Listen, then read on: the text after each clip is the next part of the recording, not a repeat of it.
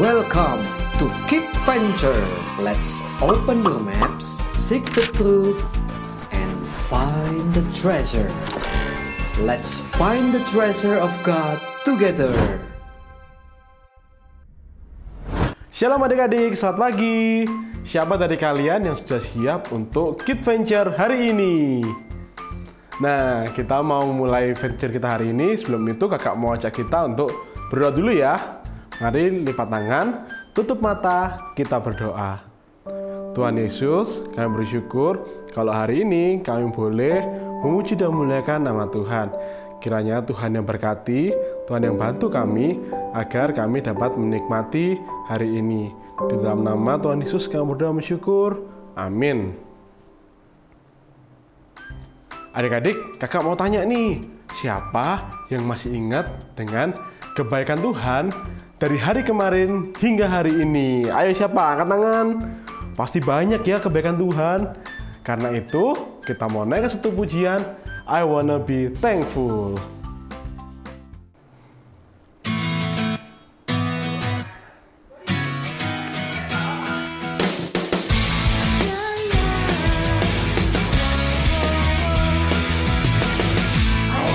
Think about the goodness of the Lord. He gives me everything I need and so much more. So I just want to lift my hands and say that I love Him. I just want to lift my heart in praise. I want to be thankful. I want to be grateful. I want to remember everything that the Lord has done. I wanna be thankful. I wanna be grateful. I wanna be.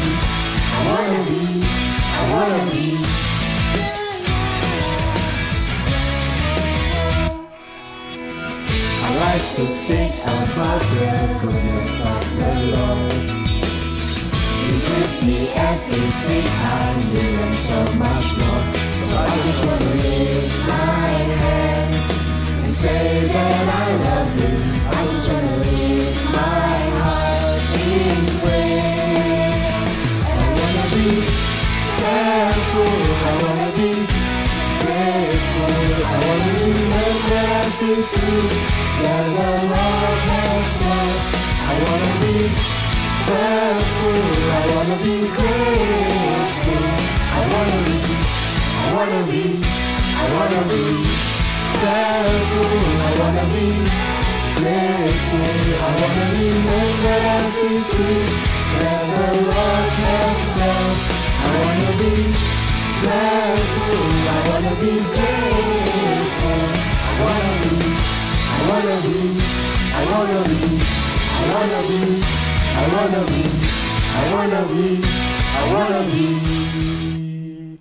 Yeay.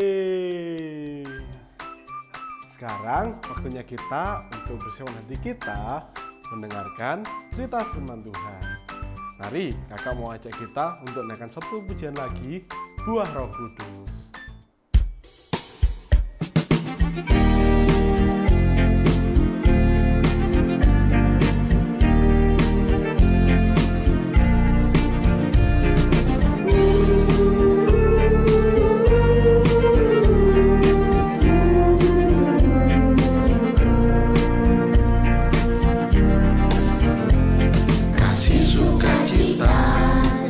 Sejahtera, kesabaran, kemuliaan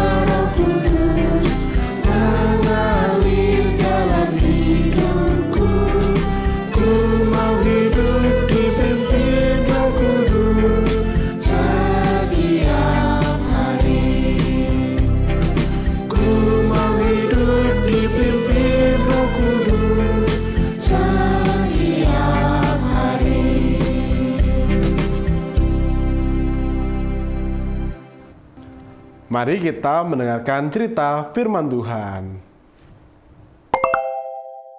Story time. Main bola. Ya.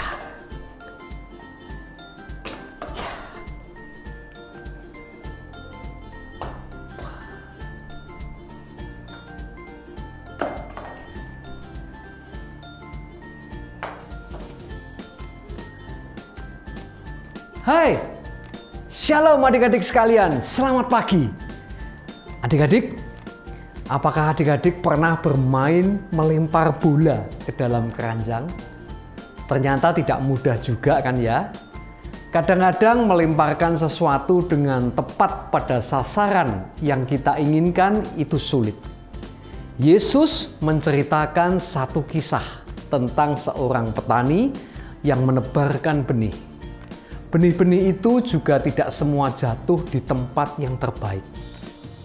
Sebelum kita mulai cerita kita pada hari ini, mari kita berdoa bersama-sama. Bapa kami yang di dalam surga, kami mengucap syukur dan terima kasih karena pada hari ini Tuhan boleh mengundang kami beribadah kepada Tuhan. Mohon Tuhan yang menolong setiap kami pada saat kami memuji Tuhan, saat kami mendengar firman Tuhan, apapun yang kami lakukan, kami boleh memuliakan nama Tuhan. Tolong kami Tuhan, di dalam nama Tuhan Yesus kami berdoa. Amin. Adik-adik, untuk beberapa saat, berpura-puralah kalian hidup bertahun-tahun yang lalu ketika Yesus ada di dunia ini. Kalian telah mendengar tentang hal-hal yang mengagumkan yang dikatakan dan dilakukan Yesus, sehingga kalian memutuskan untuk pergi sendiri ke Galilea untuk bertemu dengan Dia. Kalian melihat debu beterbangan di sekitar kaki kalian dan menempel di sandal kalian dan di antara kaki kalian. Kalian bertanya kepada seorang petani yang sedang bekerja di ladangnya, "Tahukah Bapak di mana saya dapat berjumpa dengan seorang nabi yang bernama Yesus?" Petani yang kepanasan dan kelelahan itu menjawab, "Saya dengar dia sedang mengajar di suatu rumah di dekat danau." Kemudian kalian menyusuri jalan yang ditunjukkan oleh petani itu. Dan tidak lama kemudian kalian melihat sebuah danau.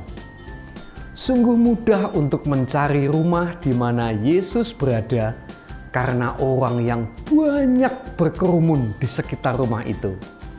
Mencoba melihat ke dalam melalui jendela dan pintu. Tepat ketika kalian tiba, orang-orang keluar dari rumah itu. Dan orang banyak itu mulai bergerak menuju ke danau. Kalian ikut dalam kerumunan besar orang.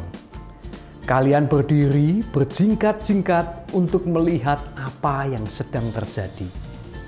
Kalian melihat Yesus naik ke sebuah perahu. Mengapa dia melakukan hal itu? Kalian bertanya kepada orang yang berada di samping kalian. Menurutku Yesus akan mengajar kita, jawab orang itu. Kita akan dapat melihat dan mendengar dia dengan lebih baik jika dia ada di atas perahu. Adik-adik, kita tidak dapat benar-benar kembali ke waktu yang lalu dan menjadi bagian dari orang banyak yang mendengarkan Yesus. Tetapi kita dapat membaca apa yang Yesus ajarkan kepada orang banyak pada hari itu karena Matius telah menuliskannya. Quiz time. Di manakah letak Injil Matius dalam Alkitab? Apakah kitab pertama dalam Perjanjian Baru? Atau kitab kedua Perjanjian Baru? Atau kitab pertama dalam Perjanjian Lama? Ataukah kitab kedua dalam Perjanjian Lama?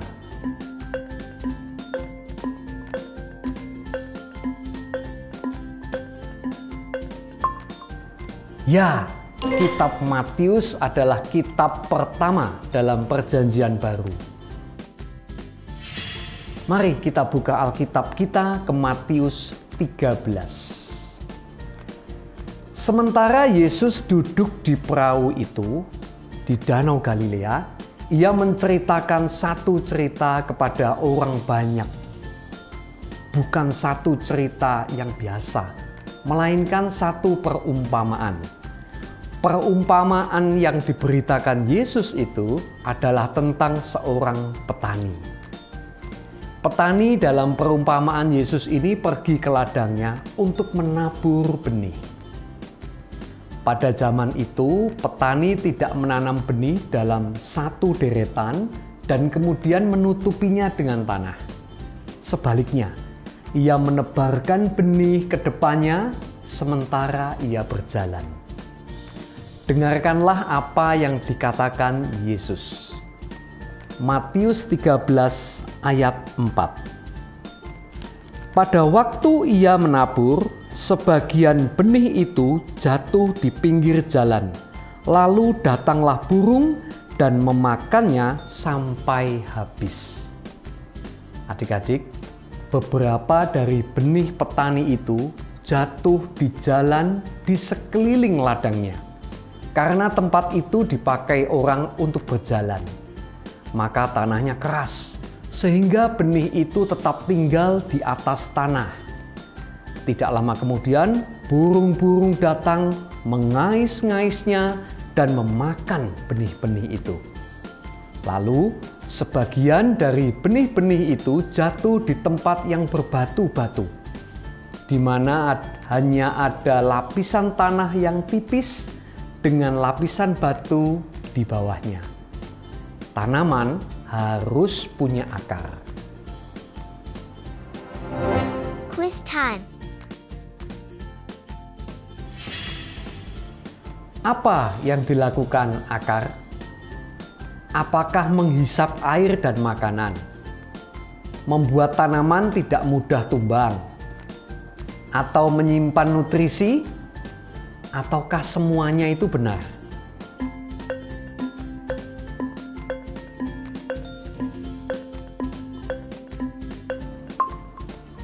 Ya, betul. Akar melakukan semua fungsi yang penting. Nah, benih yang jatuh di tempat berbatu-batu itu mulai tumbuh dan kelihatannya akan menjadi tanaman yang bagus. Akan tetapi, ketika akar tanaman itu menembus tanah untuk mencari air, yang ditemukan adalah batu dan bukan air. Jadi ketika matahari yang terik menyinarinya sepanjang hari, maka tanaman itu layu dan mati. Bagaimana dengan benih-benih yang lain? Mari kita baca dari Alkitab kita. Matius 13 ayat 7. Sebagian lagi jatuh di tengah semak duri, lalu makin besarlah semak itu dan menghimpitnya sampai mati. Adik-adik, pekerjaan yang paling berat dalam berkebun ialah memastikan agar hama tanaman tidak mengganggu. Segera sesudah kalian menanam benih, hama juga mulai muncul di seluruh kebun kalian. Jika kalian tidak mencabutinya, maka hama itu akan menguasai kebun. Itulah yang terjadi dengan benih petani itu. Begitu banyak semak berduri yang menghimpitnya, sehingga benih itu tidak punya tempat untuk bertumbuh. Kelihatannya petani dalam perumpamaan Yesus itu tidak akan mendapatkan panen yang sangat bagus, bukan? Tetapi kemudian Yesus mengatakan bahwa sebagian dari benak itu jatuh di tanah yang bagus, yang dibajak, di mana benih-benih itu dapat menumbuhkan akar yang menembus jauh ke bawah, ke tanah yang gembur dan subur, dan mendapatkan banyak air. Benih itu tumbuh dan menghasilkan panen yang bagus. Apa yang diajarkan Yesus dalam perumpamaan ini? Benih dalam cerita itu bukan benih yang sesungguhnya. Di sini benih itu menggambarkan sesuatu yang lain. Jadi apa yang digambarkan oleh benih itu? Benih itu adalah firman Allah. Dan tahukah kalian siapa si petani itu? Petani itu mungkin kalian, mungkin kamu. Petani itu ialah siapa saja yang memberitahu orang lain tentang hal-hal yang telah kita pelajari dari Alkitab. Kita sedang menanam benih firman Allah dalam hati mereka. Tanah itu seperti hati kita. Sama seperti ada bermacam-macam jenis tanah, begitu juga ada bermacam-macam jenis hati. Beberapa hati keras seperti jalan setapak di sekitar kebun. Kalau orang-orang seperti itu mendengar firman Allah, mereka tidak percaya. Iblis merenggutnya sama seperti burung-burung merenggut benih-benih itu. Orang yang hatinya seperti tanah yang berbatu-batu mendengarkan firman Allah dan kelihatannya menerima. Tetapi sesungguhnya mereka tidak benar-benar mengerti atau benar-benar mempercayai Allah. Ketika masalah muncul, maka iman mereka layu seperti benih yang tumbuh di bawah teriknya sinar matahari. Orang yang hatinya seperti tanah yang penuh semak duri mendengar firman Allah, tetapi mereka lebih mencintai benda-benda di dunia ini ketimbang mereka mencintai Allah.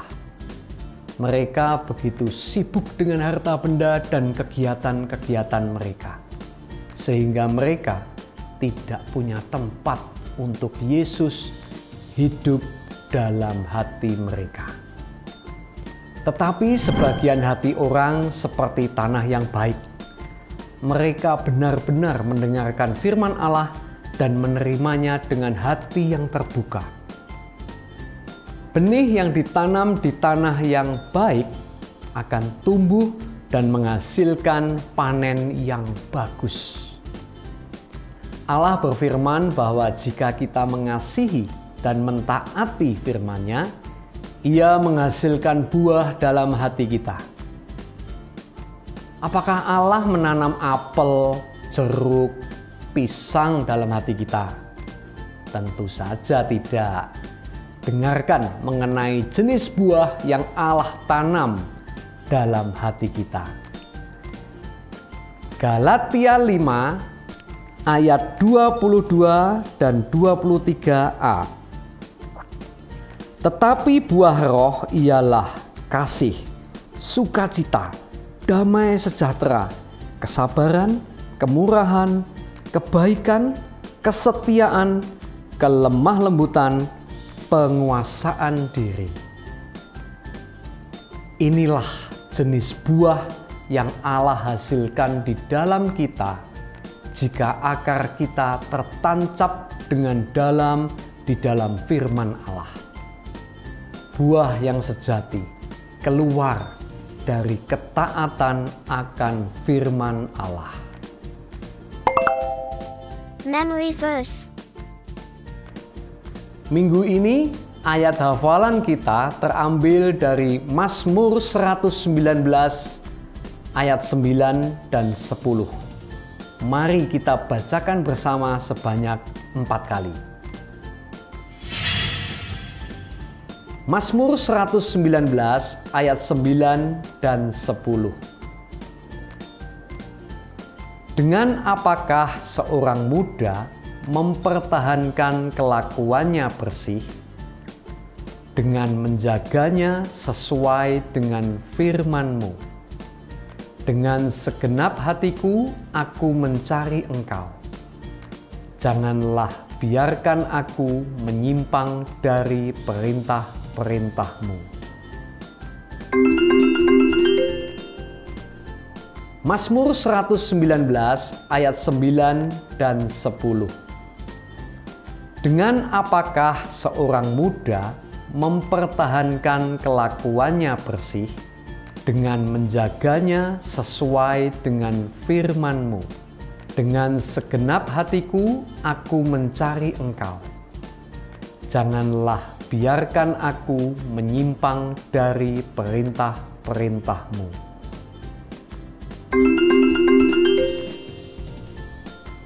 Mazmur 119 ayat 9 dan 10.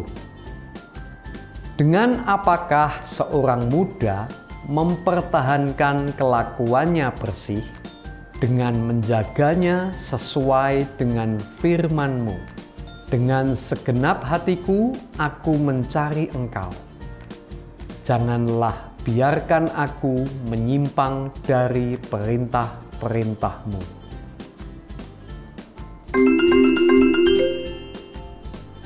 Mazmur 119 ayat 9 dan 10. Dengan apakah seorang muda mempertahankan kelakuannya bersih dengan menjaganya sesuai dengan firman-Mu. Dengan segenap hatiku aku mencari Engkau. Janganlah biarkan aku menyimpang dari perintah-perintah-Mu.